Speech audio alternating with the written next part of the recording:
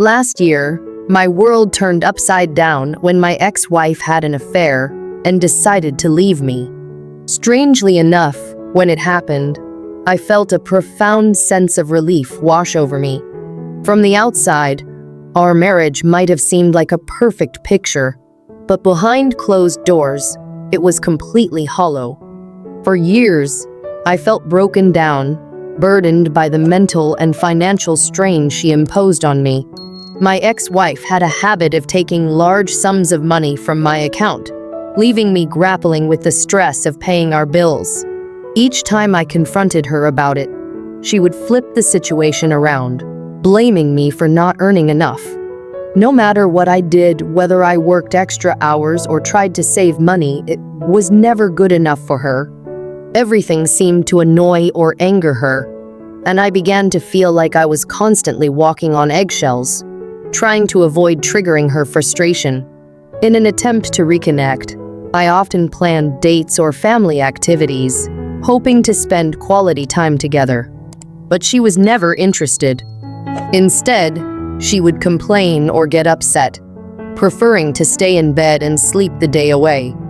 It became increasingly apparent that she was emotionally checked out of our relationship.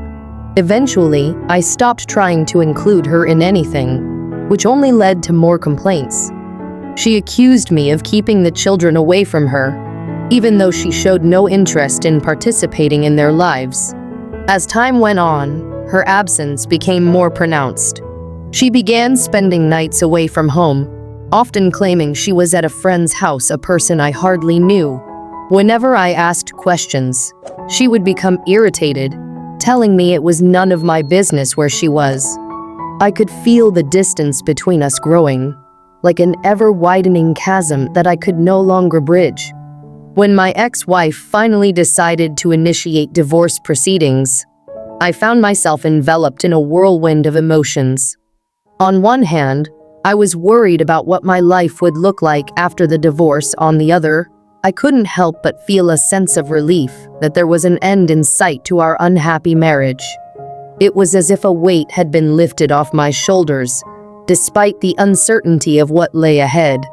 I made it a point to read all the documents her lawyer sent over with meticulous care. To my surprise, I found that her lawyer wasn't very diligent, making numerous mistakes in the paperwork. This turned out to be both frustrating and somewhat amusing, as it delayed our divorce hearing by several months.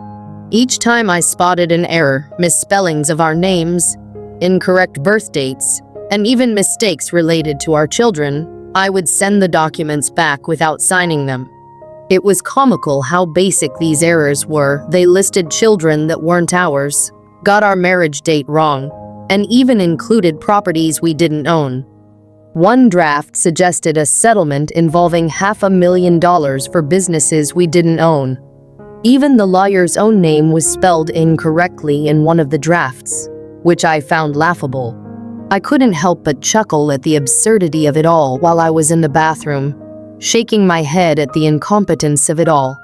After several drafts, they managed to correct most of the mistakes, but even the final draft submitted to the court still contained glaring errors. This whole process, while exasperating, offered me a bit of solace. At least these mixubas were prolonging the proceedings and giving me more time to prepare for what was to come. During the divorce proceedings, my ex-wife's lawyer tried to argue that I should cover all the court and legal fees. However, I was able to present a strong counter-argument, pointing out that many of the delays were due to their mistakes, not mine. The judge listened to my reasoning and ultimately decided that I wouldn't be responsible for those fees. That felt like a small victory in an otherwise chaotic situation. Once the divorce was finalized, my ex-wife moved in with the man she had left me for. Unfortunately, it turned out that he was not a good guy at all. He was abusive. After I changed all my banking passwords, she quickly realized just how much she relied on my income to support her lifestyle. This revelation seemed to shock her, as she had been managing the payments for the house we lived in, which actually belonged to her uncle. When she failed to make the payments, her uncle came to me, desperate for help. He told me that if I wanted to stay in the house, I would need to cover the back payments she had missed, which amounted to about $15,000 over 6 months. I didn't have that kind of money just lying around, so I suggested buying the house from him instead. To my surprise, he agreed, and now I own the house that once belonged to my ex-wife's grandmother. It has now been a year since the divorce was finalized, and I have received a promotion at work that came with a nice pay increase. I'm still living in the same house and working on making improvements whenever I can afford to. I haven't found a new girlfriend yet, but I've been enjoying the single life, meeting new people through online dating. Looking back, it's almost humorous how my ex-wife left a stable situation for someone who turned out to be far from what she expected. Her actions nearly caused her uncle to lose his property. In a way, her decision to divorce me ended up being a huge favor to me, even if it didn't seem like it at the time. I learned that sometimes, when doors close, windows open in unexpected ways. However, the peace I found in my newfound freedom was disrupted when my ex-wife attempted to reinsert herself into our lives. The relationship she thought would be her salvation quickly turned sour, and her latest partner became abusive. One particularly traumatic incident resulted in her being hospitalized, with our child present at the time, forcing him to call for an ambulance. It was a devastating situation that left lasting scars on our family. Despite the evidence of the abuse, my ex-wife refused to press charges or even acknowledge what had happened. I attended a family gathering recently on her side, where I've always gotten along with her family. I was polite but maintained my distance, choosing not to engage with her in conversation. However, her family seems to believe that we still have feelings for each other, which couldn't be further from the truth. My ex-wife might have been content with how things were during our marriage, but I certainly wasn't. I had become so withdrawn and unresponsive, almost like I was just a source of money for her. During the last 2 years we were together, she emotionally and financially drained me. Every time I confronted her about her infidelity, she denied everything and would run off to be with the other man. When I finally caught her red-handed, she had the audacity to blame me, claiming it was because I wasn't supportive enough. The truth was, I had given her all my earnings after paying our bills, and I hadn't even bought myself new clothes or shoes for years because of how tight money had been. Then, out of the blue, she turned up at one of the soccer games where I was coaching. After the game, she asked me if I was ready to move back in with her. I was taken aback and couldn't fathom why I would ever do something like that. She launched into a convoluted story about how we were still in love, how we had a child together, and how it would be better for our child if we raised him together. I had to be direct and honest with her. I told her that I had no love or trust left for her at all. I reminded her that she still owed me over $1,100 for fixing her car. Her response shocked me. She said she would pay me back if we moved in together. That's when I couldn't hold back my laughter. I doubled over, finding it incredibly amusing that she thought this proposal had any merit.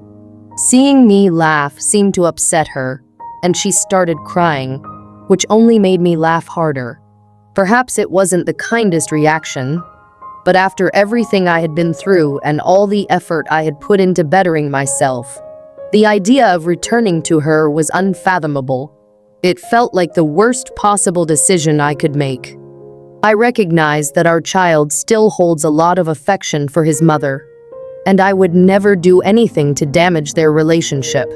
However, I believe it's essential to consider full custody to protect him from being exposed to such a harmful environment again.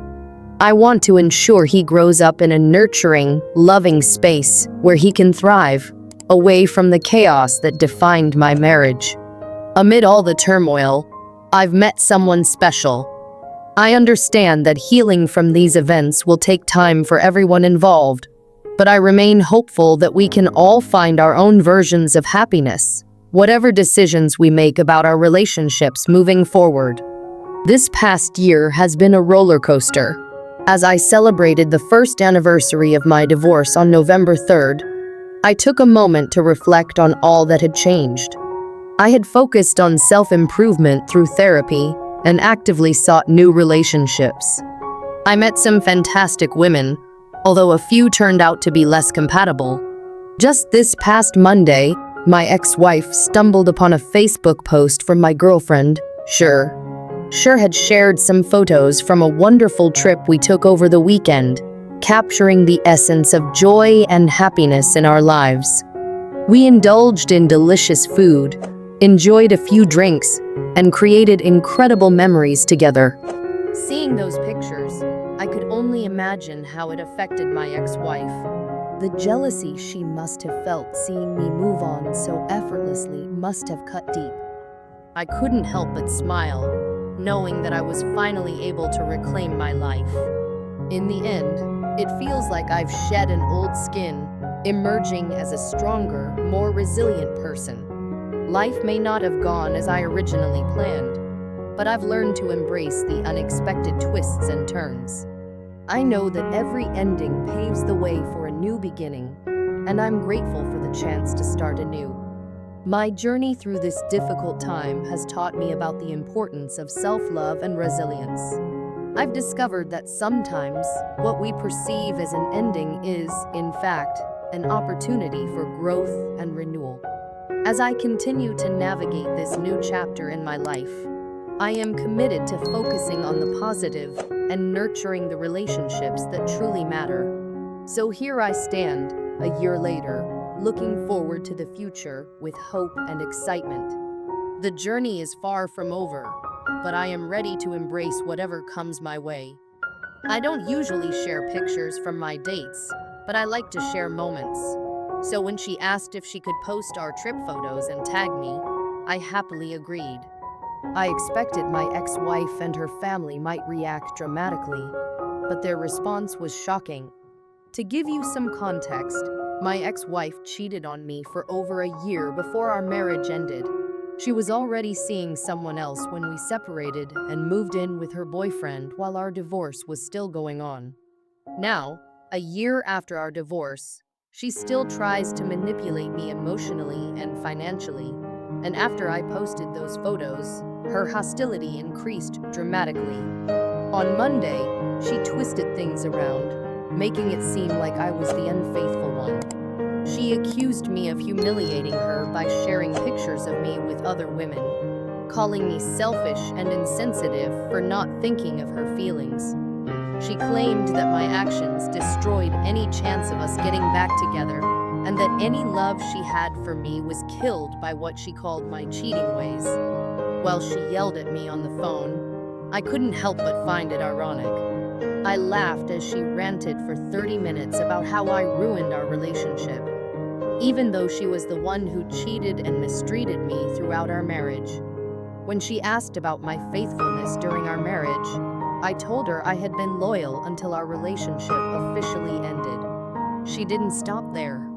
She asked about my dating life after the divorce, which made me laugh even more.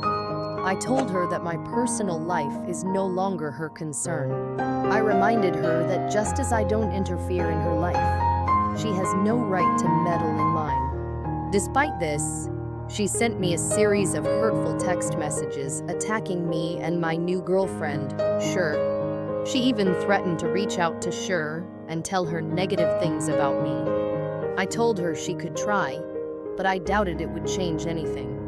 Then my ex-wife said she wanted to meet Sher in person, suggesting that Sher must be terrible for supposedly breaking up our happy marriage. That was when I really had to question her view of reality. I reminded her that our marriage ended over a year ago, and that she was the one who cheated, left me, and filed for divorce. At this point, she broke down crying and admitted she had hoped we might get back together. She said it was unfair that I had moved on and found someone else, insisting I should be spending time with her and our child, as if we were still a family. This conversation showed how disconnected from reality my ex-wife had become, unable to accept the consequences of her actions that ended our marriage. Recently, she told me she's unhappy with her boyfriend and that he doesn't treat her well. I wasn't surprised because I suspected that. However, I have no feelings for her anymore and don't want to get back together. I'd prefer if we didn't have to interact at all. On a positive note, my life is going really well. I found happiness with my girlfriend, Sure, who brings so much joy into my life. I look forward to spending time with her, and we're even planning another trip soon. I know sharing our trip photos might upset my ex-wife, but living my life happily is worth any backlash. It's clear to me that my ex-wife has always tried to paint me as the bad guy, which is typical narcissistic behavior. To those giving me advice, I agree I should keep our interactions focused on our child and avoid long conversations with her. I'm ready for the possibility that she might spread lies about me, but I'm focusing on moving forward positively. Reflecting back, 2 years ago, everything changed for me on March 21st, 2022. That night, I discovered not just one affair, but evidence of more after 23 years of marriage and 3 children. I spent a year trying to fix our relationship, but her ongoing mental health issues, substance abuse, and secretive behavior made it impossible. The final straw came when she fired a gun into my side of the bed, which made me decide to end things. I filed for divorce in April, and by June, it was over. The relief I felt was enormous. It was like getting a second chance at life. I hadn't realized how much stress and fear I had been living with. Looking back, I see I made mistakes after discovering her betrayal.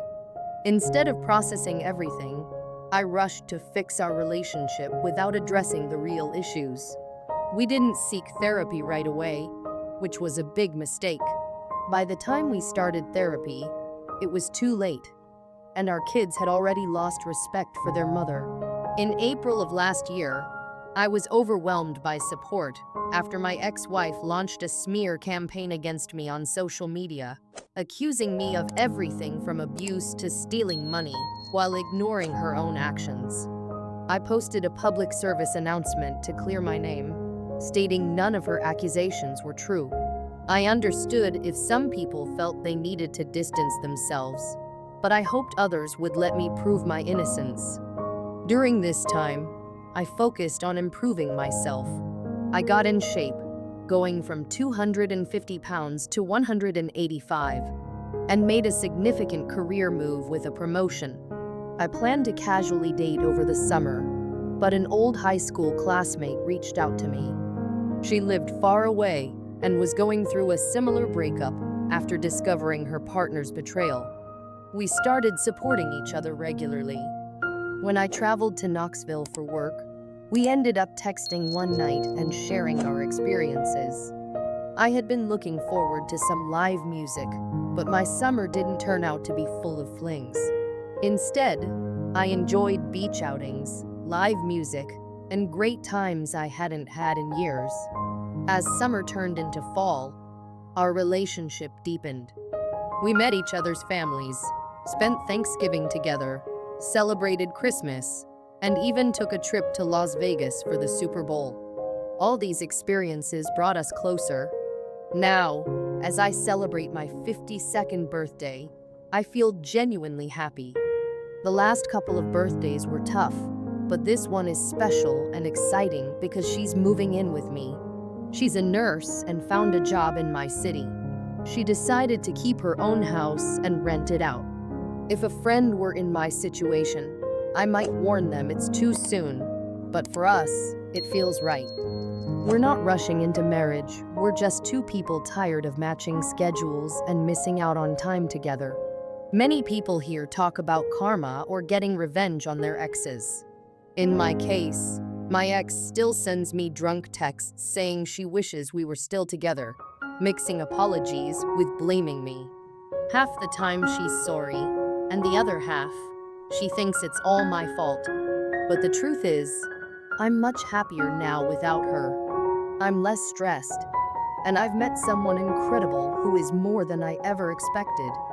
My message to you all is that even if your partner's actions devastated you, it's possible to move on and find happiness again. Sometimes, they don't realize what they had until it's gone. But once you're on the other side, you might see you're better off. I'm sharing my story to inspire you not to give up, no matter how tough things get. It's never too late to start fresh. Put yourself first and believe in your ability to recover and thrive. Things really can improve. I managed to start anew at 50, proving it's possible at any age. That wraps up my update. If you're following along, don't forget to like and subscribe so you won't miss future stories. Until next time, goodbye.